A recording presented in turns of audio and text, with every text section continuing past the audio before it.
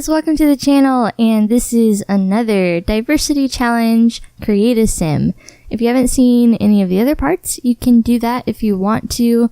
I will provide a link to that in the top right corner as well as down below. But basically this challenge is to just kind of know more about the world around us and to make more diverse looking sims. I use a number generator to pick which nationality that I do, and what gender and what age. But like I said in other parts, I'm not going to do gender specifically because I feel like that's more involved in gameplay and not necessarily in create a sim. So I'm just going to do alternating a biological man and a biological woman. So today is pretty exciting, I think. It is a Filipino teen girl, and I haven't done a teen yet. I've only done young adults so far. You don't know where the Philippines are.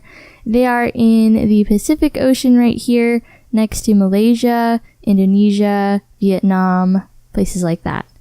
So yeah, so I was looking up pictures of girls from that region just to see like what their facial characteristics are, what their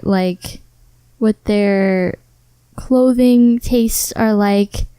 So yeah, I was pretty excited to do an Asian ethnicity because I really love all the differences between all the Asian cultures in that area in the Pacific. But some facts about the Philippines. So it is a sovereign island country, which means they're their own country. They're not occupied or anything. And they're in Southeast Asia. The Philippines has like a tropical climate. It's usually really hot and humid, just like any other typical island is. There are 3 seasons: the hot, dry season or summer from March to May, the rainy season, which is from June to November, and the cool, dry season from December to February. I was actually, when I was looking up the names, I picked, I think it's pronounced Dewata Thomas. But Dewata is a really cute name. It means goddess, or I don't know, like I think it said like in their culture it's kind of like a fairy or a nymph kind of. I thought that was really cute for her. And I was also really surprised that a lot of the last names were Spanish. And that's because in the 1500s some Spanish explorers came to the islands and actually named it Las Islas Filipinas in honor of Philip II of Spain. So there was a lot of Spanish influence that happened on the island and intermarrying, and so that's why there's a lot of Spanish surnames there, which I thought was super interesting. In the Philippines, there are 186 languages, and 102 of them are still living, while 4, I guess, no longer have any known speakers. So most native languages in the Philippines, they're a branch of Malayo-Polynesian languages. And as far as like what they believe, like their values or their religion that they practice in the country, the Philippines is officially a secular state, so the actual country doesn't really promote any one or other religion, but Christianity is the dominant faith in the Philippines, while Islam is the second largest in the country. So their culture is actually a combination of Eastern and Western cultures.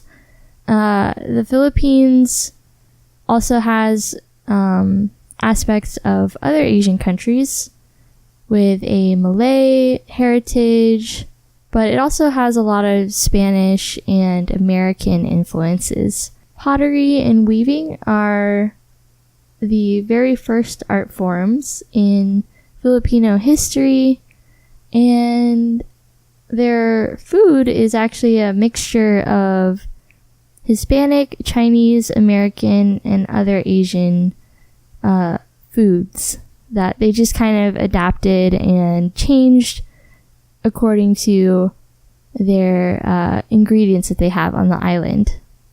And tourism is actually a major contributor to their economy for good reason, because it's absolutely beautiful. And yeah, it's amazing. There's mountains, there's a volcano, there's beaches, and it's just amazing. So they actually have strict guidelines for formal events. And I looked up some images, and they like to have their hair curled and have like a long formal dress. And so that's what I was trying to do for her here. I thought since she was a teen that it would be appropriate to have this type of dress on her. For her party wear, well, her specifically, I feel like she would be a little tomboyish, a little bit alternative in a way, kind of just has her own style. And she's inspired by a girl that I saw in Google Images, actually. The girl had really cute fringe with ponytails and a black snapback, so I thought that would be perfect for her. I think she's so cute. I really like her.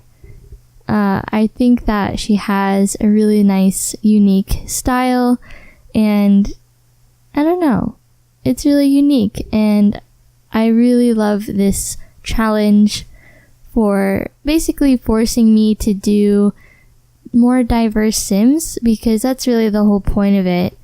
Because, you know, sometimes you just kind of get in a rut and you do the same type of looking Sims all the time. So it's been really fun. If you want to do this challenge, I'll provide a link to the rules below, so you can check that out and do it for yourself. But yeah, we're coming to a close, I think. It's kind of a short one today, but I hope you enjoyed it. I hope you learned something new, and I will see you in the next part. Bye!